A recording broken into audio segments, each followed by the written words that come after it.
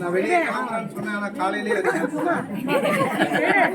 நான் அதிகமாக அப்படியே விரும்புறது கிடையாது பொதுவாக. சரியா நல்லா வேண்டிக்கிறீங்க. சரியா இன்னைக்கு அம்மாவுக்கு பிறந்தனால அம்மாவுக்காக நல்லா வேண்டிங்க.